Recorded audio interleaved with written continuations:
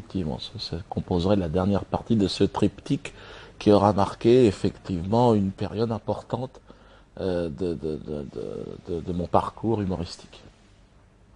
Ça a été dépôt de bilan, d'ailleurs, comme son nom l'indique, c'était vraiment la fin d'un concept, d'une histoire. Après, je suis parti sur sur une autre idée. Dépôt de bilan est certainement le dernier spectacle dans cette forme-là, quoi.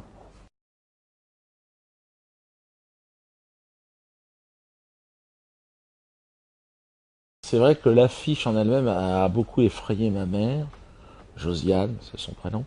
M'a dit Dieudonné, quand même, ça fait peur de te voir comme ça,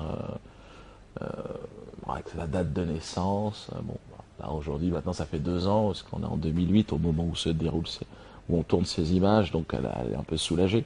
Mais, euh, mais c'est vrai que c'était l'idée, oui, d'un dépôt de bilan, d'une période, d'un genre.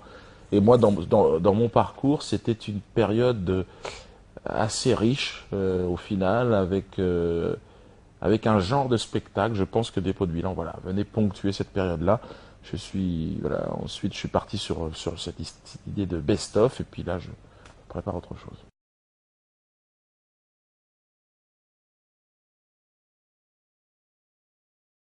Je suis né avec un Christ au-dessus de la tête, hein. J'ai été baptisé Dieudonné, et j'ai besoin de préciser à quel point la religion et le religieux, j'ai une sœur qui s'appelle Félicité d'ailleurs.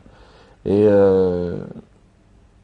bah, oui, je pense que le fait d'avoir grandi dans cet univers, d'avoir été dans une école religieuse et puis d'avoir eu cet enseignement, ça m'a évidemment poussé à m'interroger. Moi, ma fidélité envers le message du Christ, ça a été de me dégager immédiatement de la religion. Je pense que la religion est l'expression la plus traître, en fait, de ce que Jésus-Christ a pu dire. C'est comme ça que moi je ressens les choses. Et que Judas, non seulement, est beaucoup moins traître que chacun d'entre nous, mais je suis persuadé qu'au final, le plus traître des apôtres était le Pierre, le premier, qui finalement, bon, sur cette pierre, on a bâti cette église qui aujourd'hui est l'expression même de la trahison. Lorsque vous avez un George Bush qui s'en va faire la guerre au nom de Jésus en Irak, je pense que Jésus aurait été bien évidemment sous les bombes plutôt que derrière ce triste personnage de George Bush. Donc, en fait, le religieux, c'est toujours l'argument des menteurs, des voleurs et des guerriers. Donc, c'est pour ça que je m'amuse. Je pense que c'est une matière étonnante, mais qui, à chaque fois, il n'y a aucun manque de respect, je pense, sur la foi de chacun. Je respecte, moi, la foi de chacun, et j'ai toujours pensé euh, que les, que les prophètes qui ont inspiré ces religions étaient des gens tout à fait sincères, mais derrière eux, bon, c'est comme pour l'islam, c'est exactement pareil. Je ne suis pas persuadé que ce prophète ait pu accepter ce que l'on peut dire en son nom aujourd'hui, ici et là. Donc c'est pour ça que j'ai un regard extrêmement critique sur la réappropriation en fait de certaines personnes des grandes révélations et des inspirations prophétiques. Lorsque j'entends le pape parler de Jésus, il n'a pas plus à parler de Jésus que le dernier des clochards. Je ne vois pas pourquoi il s'approprierait la parole de Jésus. Jésus appartient à tout le monde, à l'univers, au monde musulman comme au monde chrétien, comme aux hindous. Donc Jésus n'a rien à voir avec cet homme déguisé en sapin de Noël. Je ne vois pas pourquoi, tout d'un coup, il deviendrait le représentant de la parole de Jésus. Non. J'ai rencontré des pygmées en Afrique centrale, des Indiens en Amérique du Nord, qui avaient des réflexions qui étaient bien plus proches, selon moi, de la parole de Jésus que cet homme. Donc c'est pour ça que j'ai toujours été chrétien parce que j'ai grandi dans cette tradition-là, mais pas de l'Église chrétienne. Fidèle au Christ dans ma solitude, et voilà, je ne me reconnais pas comme chrétien, pas du tout.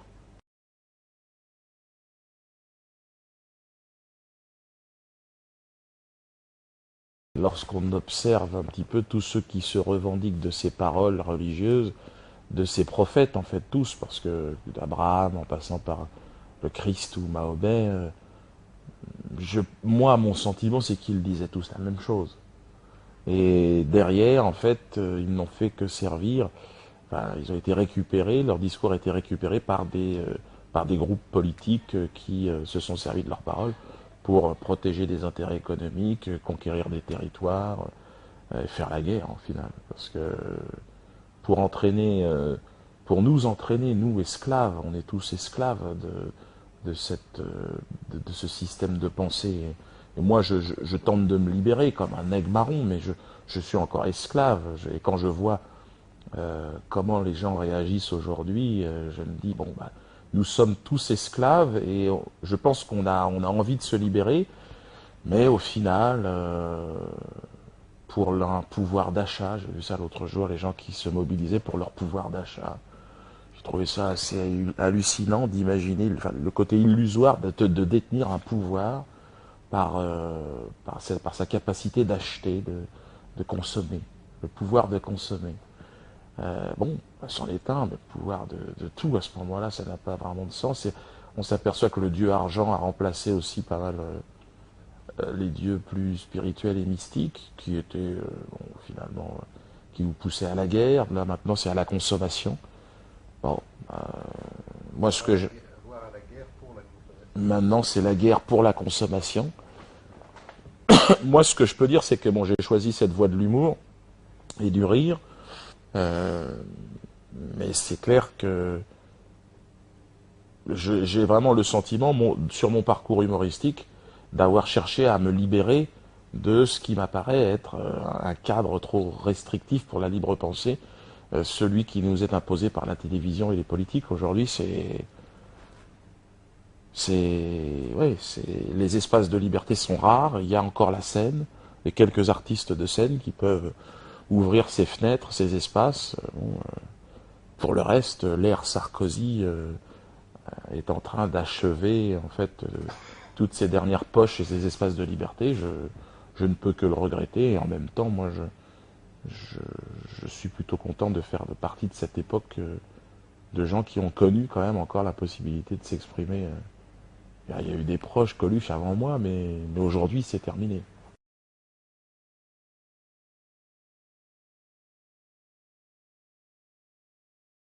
Alors bon, effectivement, il y a eu ce sketch chez Fogiel qui a été le point de départ d'une série de procès, rien que pour un sketch, avec ces associations ultra communautaires et politiquement engagées. Alors j'ai eu un débat, 22 procès, 22 relax, bon. Mais ça n'a pas suffi. Et bon, il y a eu mon incursion dans le monde politique avec cette volonté d'être candidat à la candidature, donc à la quête des 500 signatures. Je n'ai pas pu aller jusqu'au bout, c'est très délicat, très difficile. Bon, je laisse chacun de se confronter à ce genre d'exercice, c'est pas évident. Et puis il y a eu cette poignée de main à Jean-Marie Le Pen, qui a été une étape aussi dans la diabolisation. Mais comme pour moi aujourd'hui, bon, ça n'a jamais été bon, j'avais appelé à voter José Bové au premier tour et Ségolène Royal au second tour, ce qui était sûrement une connerie aussi. Mais bon, en tout cas, il n'y avait pas de soutien politique à Jean-Marie Le Pen, et pourtant, cette poignée de main des bannis, en fait, a provoqué une sorte oui, de réaction à un moment donné. Bon, moi je pense que l'information aujourd'hui, on l'a vu avec le 11 septembre, c'est Hollywood. C'est-à-dire, il faut des gentils, il faut des méchants. Pas de 11 septembre sans Ben Laden. Pas de guerre des étoiles sans Dark Vador. Il faut le méchant. Et à chaque fois, euh, plus le méchant est crédible, plus il joue bien son rôle, mieux c'est. Donc on a eu ici Le Pen dans la fiction de l'information, c'est comme ça que je l'appelle, qui nous est livré chaque soir à la grande messe du 20h. On a eu Jean-Marie Le Pen qui a occupé le rôle du méchant, du super méchant. Mais il a 83 ans. Donc il faut lui trouver un remplaçant ou un petit peu du côté obscur de la force. Et cette poignée de main a été vue effectivement. Alors bon, on m'a dit, ah regardez, ah, il a serré la main à Le Pen. Là, je me suis retourné vers mes copains, les quelques-uns avec qui on avait lutté à Dreux contre le Front National. Ah, mais vous êtes définitivement, nous sommes définitivement que des esclaves. Le fait même que je puisse aller serrer la main à cet homme qui a été mon ennemi politique depuis toujours, au moment où je me retire de la vie politique, aller lui serrer la main, on ne peut faire la paix qu'avec ses adversaires.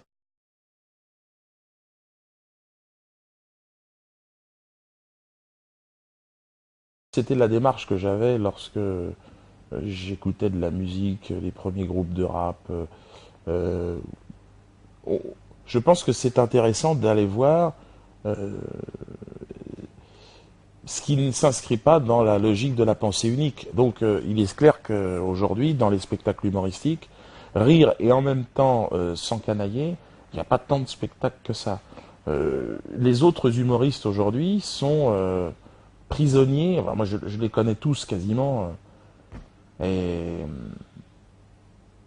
je peux difficilement critiquer le travail de mes collègues, mais ils sont dans un système industriel, commerçant, qui les empêche de créer, selon moi, et je les trouve extrêmement répétitifs, et ils s'ennuient pour la plupart. À chaque fois que je discute avec eux, c'est ouais, bravo, c'est pareil, ils me font tout un tas d'éloges sur ma capacité à écrire des spectacles, et puis en même temps ils me plaignent d'avoir à subir ce que je subis, ce qui est en fait, ce qui serait peut-être d'être écarté euh, des médias.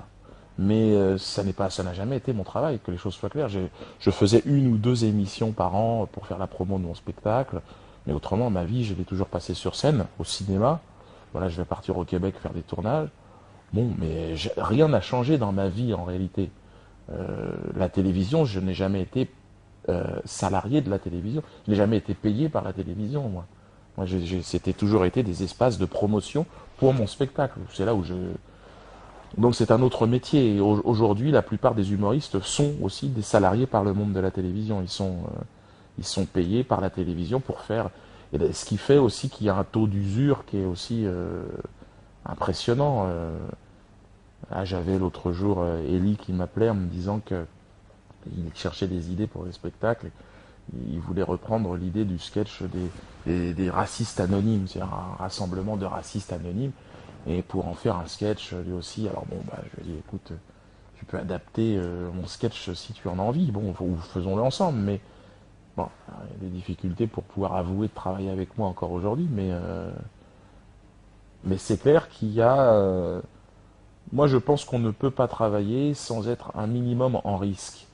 Et il y a un embourgeoisement énorme chez les humoristes aujourd'hui, dans le monde du rap, si c'est exactement la même chose, où on a affaire en fait à des petits courtisans et qui n'ont plus rien d'autre à dire que défendre leurs petits intérêts, leur petit capital. C'est pitoyable, de mon point de vue, d'un point de vue artistique. Mais ça se vend. Donc c'est vrai qu'à un moment donné, on en est tous là, il faut faire chauffer la gamelle. Je regrette que voilà, les artistes n'aient pas encore cette possibilité de pouvoir vivre. Moi, j'ai eu ce luxe-là parce que j'avais un théâtre et que bon, j'avais besoin de personne. Mais c'est vrai que je n'aurais pas eu ce théâtre, bon, j'aurais été obligé de faire autre chose. Je serais parti au Canada certainement.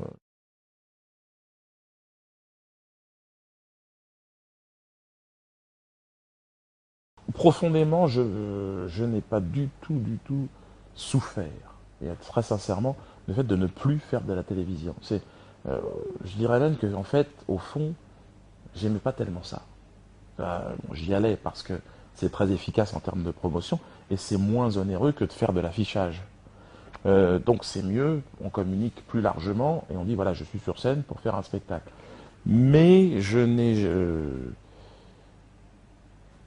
il y a des émissions que j'ai toujours refusé de les faire. Arthur, par exemple, pour moi, voilà, c'était la limite. C'était impossible. Voilà, j'ai fait des émissions avec Coé, j'en ai fait quelques-unes. Bon, voilà, ça suffit. C'était, pour moi, bon, c'était très difficile d'arriver dans ce genre d'émission et d'écouter n'importe quoi. C'est, Coé que j'aime bien, mais là, il a pris une direction qui, bon, ils sont tous un peu sur le même schéma. Arthur, bon, bah, c'est plus risible pour moi parce que lui il a tenté de faire de la scène. Donc là, évidemment, c'est là où c'est amusant, mais ça ne fonctionne pas. Voilà. C'est pas parce qu'on a beaucoup d'argent et qu'on a une grande surface de promotion possible qu'on va aussi remplir les salles.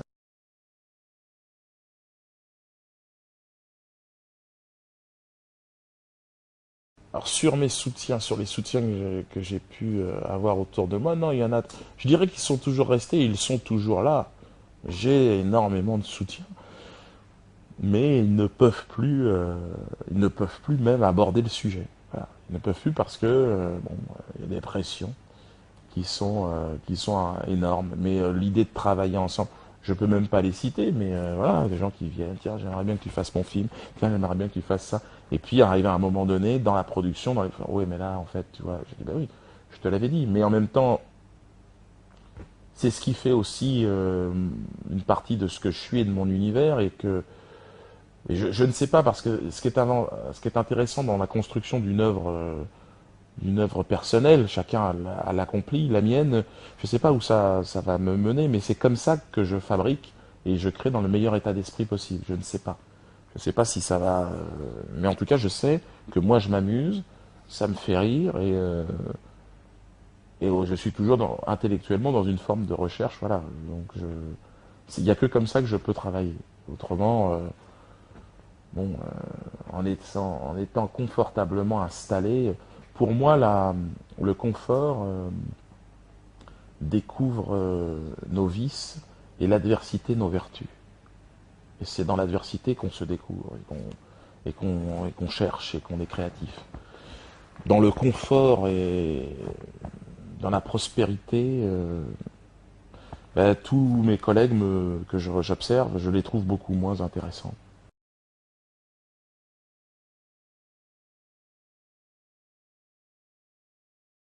C'est ce village pygmée, là, juste au fond du jardin de chez mon père, là, c'est un campement plus qu'un village, parce que les pygmées ne vivent pas à plus de 30 dans un campement, parce qu'au-delà de 30, on blesse, on meurtrit la nature, la forêt.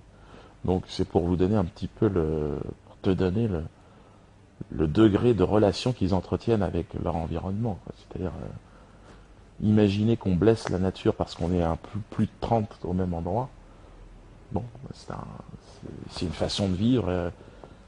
Ils ont refusé l'agriculture parce que pour eux c'est pareil, une trahison de Nzambé, de l'esprit de la forêt qui est là pour tout nous livrer. La forêt est généreuse, elle vous donne à manger. Pourquoi aller casser la forêt pour planter des choses? Ça, pour eux, ça aurait.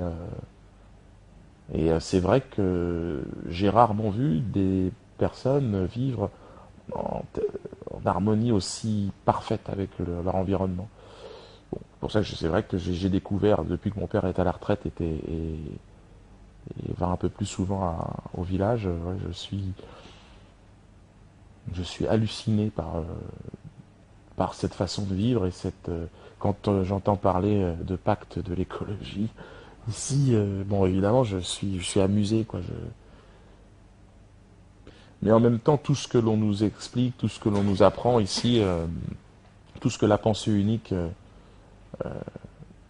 nous vend, c'est vrai que j'ai appris à être critique sans être paranoïaque, je crois. Il est important d'exercer son sens critique et de ne pas écouter ce que l'on nous dit. Lorsqu'on est dans la forêt, qu'il n'y a rien d'autre, qu'il n'y a pas d'électricité, il n'y a pas d'eau, il y a des campements, il y a des gens qui mettent des pièges ici, qui vont, je sais pas, il y a une sorte de lien, le lien qu'ils entretiennent avec leur environnement, faisant partie de cet environnement, à un moment donné, je me sens dans une relation très très apaisée, quoi. C'est très apaisant. Il n'y a pas d'autre compétition que regarder la forêt, on est tous témoins de la même chose. Et eux sont là, ils regardent avec beaucoup d'attention et ils vous entraînent là-dedans. En fait, le rapport entre les individus est vraiment nouveau. Moi, les pygmées, même une grande partie des Camerounais aujourd'hui, ne les connaissent pas parce qu'ils sont dans la forêt et que personne ne vit dans la forêt. Et puis, on entend parler d'eux pour tout ce qui est médecine, pour tout ce qui est... C'est vrai qu'ils ont des connaissances des plantes et autres. Donc, de temps en temps, on va se faire soigner en forêt. Mais pour la plupart, même ils ne parlent pas la langue en général. Moi, c'est vraiment le hasard que ce campement soit effectivement pas très loin de chez moi, qu'ils aient appris à parler les Wundo, la langue de mon village. Bon, voilà, et c'est que le contact s'est fait comme ça. Et lorsqu'on est comme ça dans un campement pygmée, qu'on discute en regardant le ciel, de tout et de rien, des arbres qui coupent, parce que c'est la déforestation qui en fait entraîne leur disparition. Ils vont disparaître. Les derniers pygmées vivent aujourd'hui, mais je pense dans 20 ans, dans 30 ans, il n'y aura plus de pygmées au Cameroun en tout cas. Il n'y en aura plus. Il y a des enfants pygmées là, mais bon déjà ils meurent très jeunes.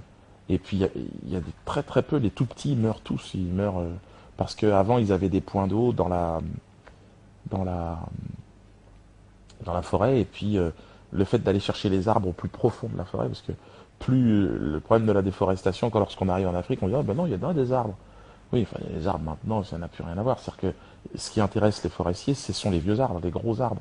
Et là, ils sont capables de faire des routes jusqu'à l'arbre, de tout détruire sur le passage pour aller chercher un arbre. Ce sont des arbres qui font 40 mètres, qui ont 2000 ans. Et effectivement, dans ces arbres-là, c'est vrai que ce sont des pièces exceptionnelles. Mais comme les pygmées entretiennent une relation quasi mystique avec les arbres, c'est leur seule façon de se repérer dans la forêt. Lorsque l'on enlève l'arbre, ils ne savent plus où ils sont. Parce que ça faisait 5000 ans qu'on passait par là, et enfin, peut-être pas, c'est des arbres de 2000, mais bon, 2000 ans on passait par là, donc de génération en génération, il n'y a plus cet arbre. Donc ils savent plus, ils sont paumés, et donc ils finissent à errer pas très loin des villes, mais en aimant, et puis alors les femmes sont récupérées pour la prostitution, l'alcool, pour les calmer, et puis, ouais, ils ont tout. Ouais, ce sont les. C'est la fin. Et je discutais avec ce vieux pygmée là, ce vieux chef de famille, et il me disait, alors je lui disais, ouais, mais ça te fait quoi quand même de voir tout ça et de te dire que c'est fini, que ton peuple va disparaître. Nous disparaîtrons avec le dernier arbre de cette forêt. Pour eux, de toute façon, à partir du moment où les arbres tombent, ils tombent. C'est leur vie, c'est leur cadre de vie, c'est leur repère. Pour eux, un arbre de 2000 ans, c'est un totem érigé par la forêt pour leur donner la direction. Donc c'est comme si on venait de péter à coups de missiles les mosquées, les églises et les synagogues de l'Occident.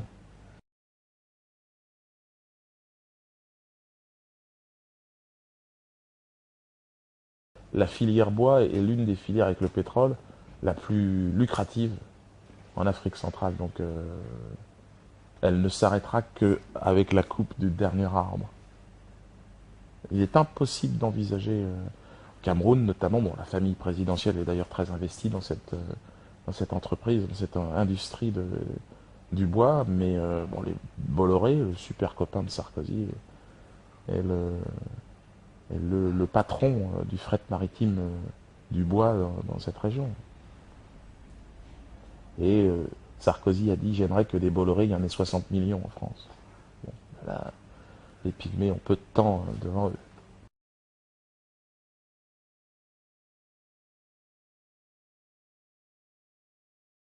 Alors je me suis interrogé sur les espèces en voie de disparition avec les gorilles d'abord. Je sais qu'ils vont disparaître là. C'est une question maintenant d'une dizaine d'années, vingtaine d'années. Il y aura quelques gorilles dans les cages, on pourra en trouver dans des zoos, mais il n'y en aura plus en liberté. Et bon, ça fait partie de. J'en ai pas vu en liberté, quoique juste à côté de chez moi, là-bas au Cameroun, il y en a. Il faudrait que j'y aille.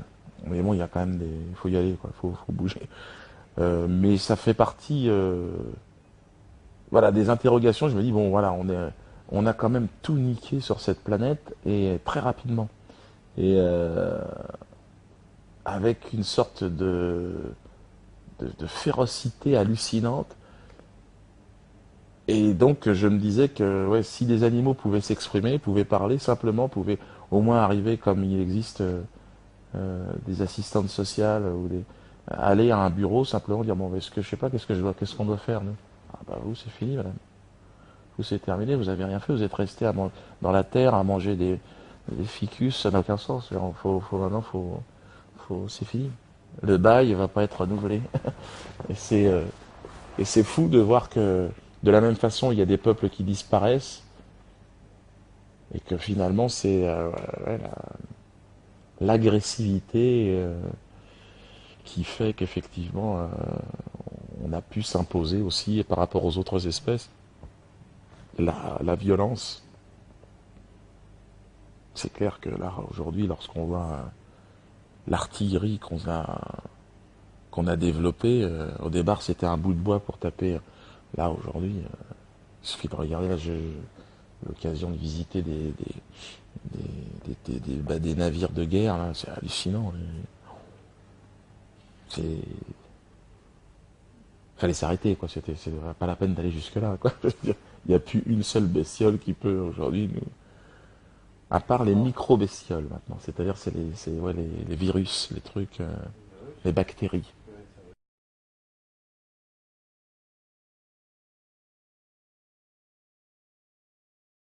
On peut pas mettre Arafat et Netanyahou ou Sharon sur le même niveau. On peut pas dire voilà, allez arrêtez, faites la paix. Non, on peut pas mettre le négrier et l'esclave sur le même niveau. Je trouve que ça c'est un petit peu parfois ça c'est politiquement correct. C'est politiquement correct aujourd'hui de dire les Chinois des droits de l'homme. Ça c'est alors que avec les Tibétains, alors que c'est certainement des abus qu'il y a eu là-bas. Mais qui êtes-vous pour dire ça, Monsieur Bush ou Monsieur Sarkozy? Avec l'Arche de Zoé, où on a les 5 mecs qui kidnappaient des enfants là-bas, et qui aujourd'hui ils sortent de prison parce qu'on a négocié ça. C'est quoi les droits de l'homme? C'est les droits de l'homme blanc? C'est quoi votre... Moi, les Chinois, franchement, je prouve pas qu'ils soient plus... non, non. Ils sont plus d'un milliard, mais finalement, ils s'en sortent pas si mal. Bon, bien sûr, c'est un système qui doit être critiquable, certainement, mais surtout critiqué pour des intérêts qui sont des intérêts de pression aujourd'hui autour des Jeux Olympiques et du pétrole iranien. C'est pas autre chose. Ils s'en foutent des Tibétains. Ils en ont rien à foutre des Tibétains, les Américains ou les Français. Le Dalai Lama en orange, là, il est marrant le gars, mais bon. Mais c'est vrai que mais je suis sûr que c'est un collègue humoriste. Qu'est-ce qu'il peut faire, le mec? J'adore ce qu'il dit. En plus de ça, moi je suis comme lui profondément convaincu que la non-violence est la seule issue raisonnable, mais le Dalai Lama, est-ce qu'il a visité la Palestine? Il devrait être assez solidaire avec un peuple à qui on prend son territoire. Ah, le Dalai Lama, il veut faire des émissions de télé aussi. Il n'est pas fou. Mais c'est ça aussi la réalité. Moi j'aimerais y croire dans le Dalai Lama. J'aimerais, mais j'y croirais quand il sera, oui, plutôt que de rester planqué dans un coin, oui, bah, qu'il aille. Il le fait bien, il est invité partout, il parle de paix, mais moi, je suis d'accord avec lui, bon, si ce n'est que le fait de cette transmission du pouvoir spirituel par une sorte bon, ça j'y crois pas plus que ça, mais dans son discours, oui, je me reconnais. Souvent, quand il parle, je le trouve, bon, la combinaison orange. Il y a un côté condamné à mort américain qui est un peu étrange, mais voilà, aujourd'hui, c'est politiquement correct, là, au moment où on parle, de soutenir les Tibétains. Et donc, moi, je préfère la politique chinoise à celle des États-Unis. De toute façon, je la préfère. C'est une colonisation par le bas et le haut. Moi, j'ai vu au Cameroun des vendeurs de beignets chinois sur les marchés qui vendent des beignets à 1 franc CFA à des Camerounais. Donc je me dis, bon, de la même façon, ils construisent l'aéroport, mais il y a aussi des putes chinoises et des vendeurs de beignets. Alors là, c'est vrai qu'ils ont de la main-d'œuvre, ils ont de quoi envoyer. Il est possible que ce soit leurs prisonniers qui sont... C'est hallucinant ce pays de mensonges. Mais d'ailleurs, le 11 septembre, moi je n'ai aucune version sur les choses. Mais de la même façon qu'on nous demande de croire que les Tibétains sont les gentils et les Chinois sont les méchants, de la même façon on nous dit qu'il faut croire que ces 4 bergers afghans qui ont organisé des attentats dans du 11 septembre. Ces mêmes attentats qui ont permis ensuite de faire cette guerre contre le terrorisme, et de faire la guerre en Afghanistan, en Irak, et peut-être demain en Iran. C'est assez hallucinant de voir à quel point nous sommes esclaves de cette pensée unique et de cette information. Jusqu'à ce qu'un député chinois, il y a peu de temps, je ne sais pas si tu en as entendu parler, a remis en cause cela. Le Parlement japonais aussi. C'est parti. C'est parti. Vous ne nous entraînerez pas dans une guerre mondiale contre le terrorisme, alors que vous avez organisé ce terrorisme. Ouais, je me souviens de Raymond Barre, peu de temps avant de mourir aussi, qui avait parlé objectivement, qui avait critiqué la communautarisation de la France et la puissance des lobbies dans ce pays. Bon, lui, il a pu le dire, mais jusque sur son lit de mort, on lui a reproché ça.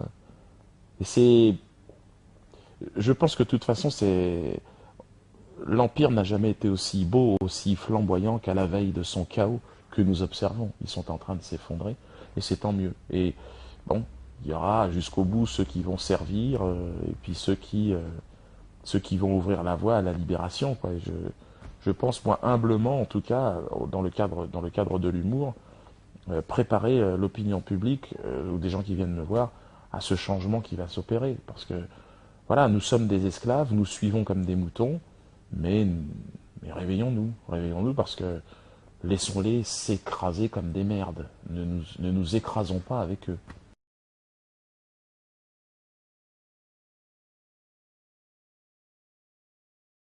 Moi, j'ai vu le film sur le 11 septembre avec Nicolas Cage, qui est une daube insupportable. C'est le cinéma qui devient l'outil de propagande des intérêts économiques d'un pays, des pétroliers en l'occurrence. Et une grande partie des comédiens sont, à part Donny Glover, là, qui a finalement trouvé un financement pour faire son premier film sur la traite négrière, ce sera le premier film fait par un noir américain sur la traite négrière en Haïti. Ça va être génial. J'espère qu'il va le réaliser. Et c'est Hugo Chavez et le Venezuela qui va lui payer ce film. Non, mais c'est ça qui est formidable. Il a compris, Chavez, l'importance et le poids du cinéma. Mais les films américains quand tu dis la stupidité de cette guerre, c'est pas du tout une stupidité. Faut être con. Et c'est ce que Saddam Hussein avait dit. Saddam, que je connais pas du tout, juste il avait dit aux Américains qui venaient, mais quelle est cette guerre que vous venez faire chez moi? Vous, Noirs américains, vous, Portoricains, parce que vous composez quand même plus de la moitié des gens qui vont être là. Réfléchissez. Ils sont en train de vider les prisons, ils vous ont payé pour faire cette guerre, parce que c'est la réalité des choses. Non seulement cette guerre, c'est pas qu'elle n'a pas de sens, c'est que c'est un braquage, comme on fait un braquage de banque. C'est-à-dire, on va chercher le pétrole de ce pays, c'est tout. Sans aucune explication. Il n'y a pas d'armes de destruction massive, il n'y a pas d'Al-Qaïda, non, c'est tout. On veut. Voilà, on récupère le pétrole. Et on envoie les connards, parce qu'il y en a toujours, avec un coup d'un petit peu de fric, pour aller se battre là-bas et se faire sauter sur des mines. Bon, le militaire américain qui part là-bas, de toute façon, quelque part, il le mérite, ce qui va lui arriver. C'est pas moi qui vais aller chialer sur un mec qui va agresser des gens. Je vais dire, bon, tant pis pour toi. Si t'es assez con pour être un soldat américain, tu vas être un soldat. C'est pas beau, mais un soldat américain, voilà.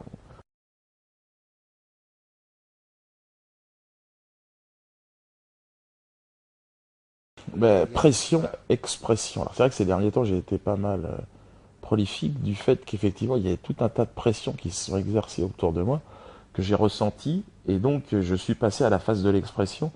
Il y a tout un tas de sujets d'interrogation profonde. Là, on parlait en 2 secondes de quelques sujets qui sont des sujets de sketch pour moi. Le Tibet, la guerre en Irak, le soldat américain. Qu'est-ce que c'est que cette histoire? C'est... Bon, la Palestine, évidemment. La Palestine. Palestine. Moi, l'enfant de colonisé, c'est jusqu'à aujourd'hui, c'est la dernière colonie qui existe sur cette planète qui est justifiée par rien que du mensonge et du vent, quoi. Bon, moi, je trouve ça hallucinant. Bon, on peut dire aussi ce qui se passe en Irak, c'est une forme de colonisation. Le malin, en fait, qui s'est emparé du système démocratique et qui fait que, en fait, il n'y a pas plus tyrannique et dictatorial que les grandes démocraties actuelles, quoi. C'est-à-dire les États-Unis, c'est pour moi le pays le plus fasciste et le plus.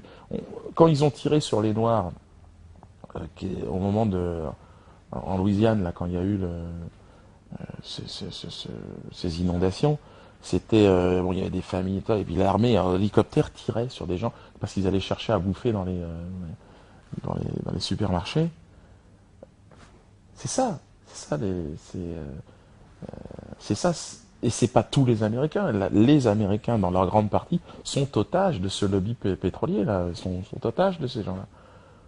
Alors bon, moi je peux que dire aujourd'hui que j'ai de la matière pour écrire des sketchs plus qu'il n'en faut. Sarkozy président.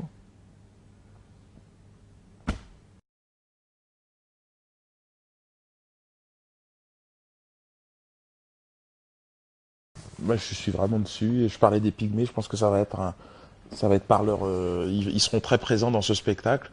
À peu près tous les sujets qu'on vient d'aborder là sont susceptibles de se retrouver dans ce spectacle avec le regard voilà, des pygmées sur le monde et des civilisations qui disparaissent. Leur vision m'intéresse. Quoi.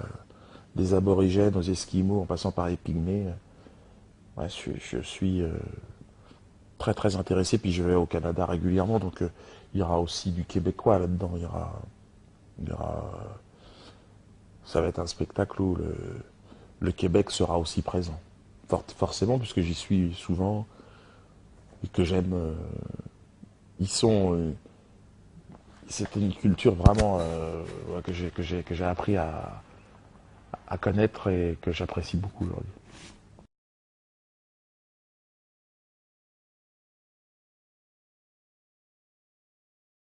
Je pense que ce que je peux leur laisser de plus précieux, c'est leur sens critique et leur liberté d'expression.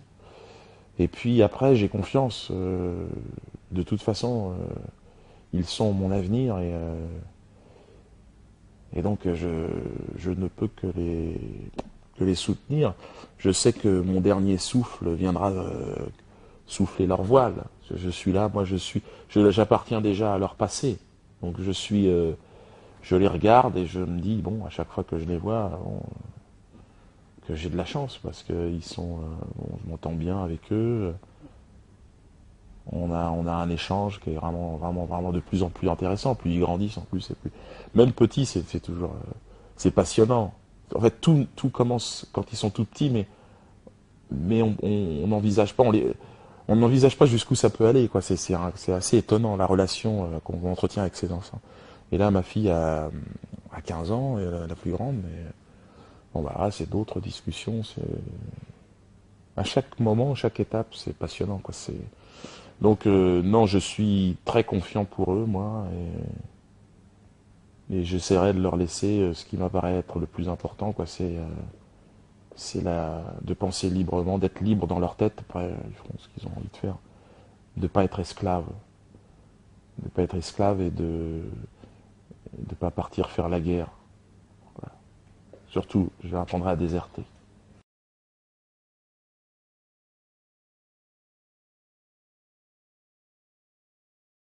On survivra à cet axe de folie occidentale, là. Nous survivrons tous.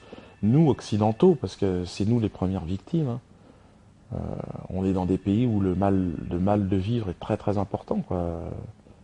Il suffit de voyager un petit peu pour voir que bon, la France, c'est le premier pays d'antidépresseurs du monde.